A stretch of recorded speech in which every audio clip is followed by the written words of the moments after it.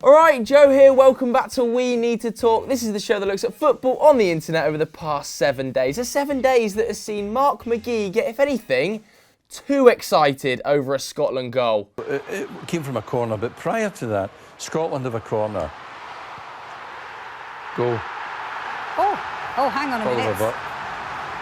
Scotland have gone. One lad go full Mike Dean at a festival.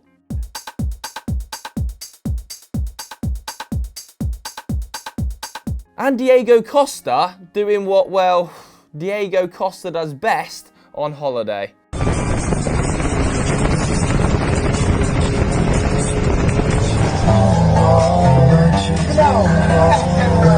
Anyway, this week we need to talk about bizarre transfers.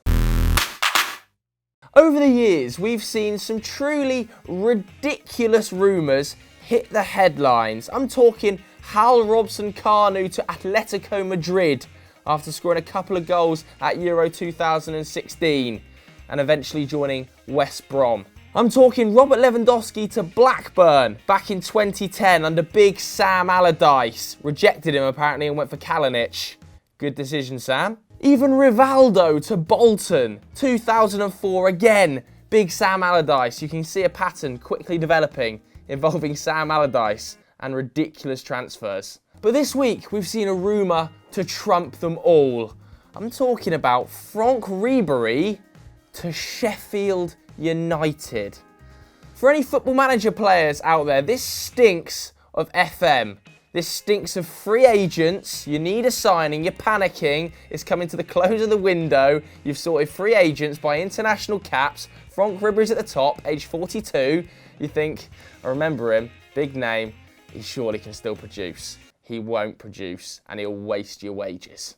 Yes, he may only have got 1,100 minutes for the Bundesliga champions last season, but apparently he's still one of the top 5 earners in the Bavarian squad, pulling in nearly 200,000 euros per week.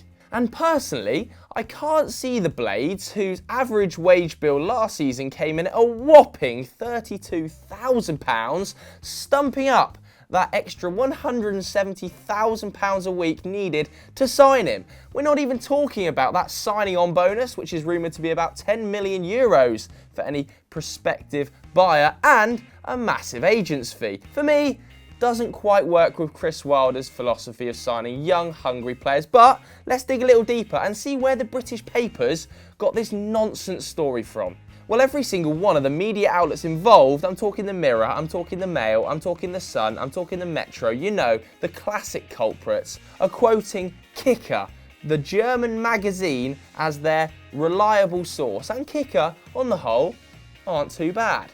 So I followed the trail and I had a look at the article, which does actually link Franck Ribery to the Premier League. It says that a number of Premier League clubs are interested in the French international. But it only half mentions Sheffield United. In fact, Sheffield United are mentioned along with 5 or 6 teams as rank outsiders that have little to no chance of signing Franck Ribery. In fact, it then goes on to say that Franck Ribery himself has said categorically he won't be joining a club that are that low, as they wouldn't be able to afford his wages, and he's still looking for a major European suitor.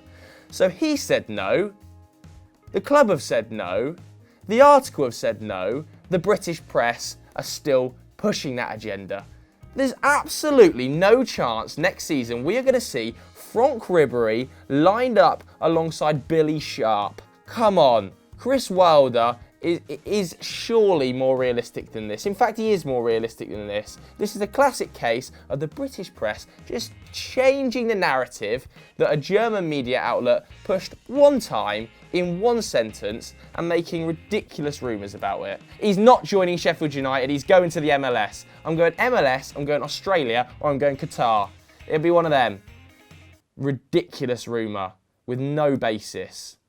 Moving on to the good, the bad and the ugly. The good this week involves Mesut Ozil, aka Mr. Charity. This week he has celebrated his wedding by paying for 1,000 child surgeries and supporting the charity called Big Shoe. This is just a ridiculous gesture. It's not his first time, but you have to take your hat off to him. Can't get in the Arsenal team, but this is the sort of gesture more footballers should be making. The bad this week is all about Ligue 1, which has been renamed to Ligue 1 Uber Eats. I don't really need to say anything more than that, do I? Comedy gold. Apparently Uber Eats will be delivering the match ball before every game. Just imagine that, just driving through in a moped, half an hour late probably, freezing cold, pulls up, you're moaning to him, he can say nothing, he can do nothing, but you know, he gets there eventually. Terrible sponsorship deal. This is totally embarrassing. Moving on to the ugly, and it involves one Algerian footballer named Haris Belkelba, who has this week been dropped by the national team. It was actually his first ever call-up, so he must have been buzzing for getting his arse out on one of his teammates' Fortnite streams. This is the most ridiculous, this is the most modern football story ever. It's just a total catastrophe for the player, because obviously he would have been buzzing to take part in what would have been his debut game for the national team. I think he featured at the Olympic Games for the under-23s, but now he can't. The Algerian national team have blamed it on him getting his arse out in a Fortnite stream. Really.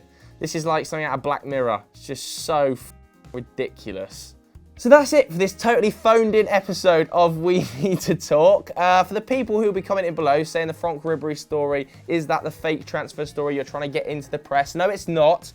Ours will be more believable than that. We're still at the planning stage of it, so keep your eyes peeled for that rumour. Also, thanks for getting the VYB video to over 100,000 views and nearly 25,000 subscribers. You guys are absolutely class. If you enjoyed this video, go and check out Continental Club. Much more serious topics being discussed over on Euro Football Daily. Thanks very much for watching.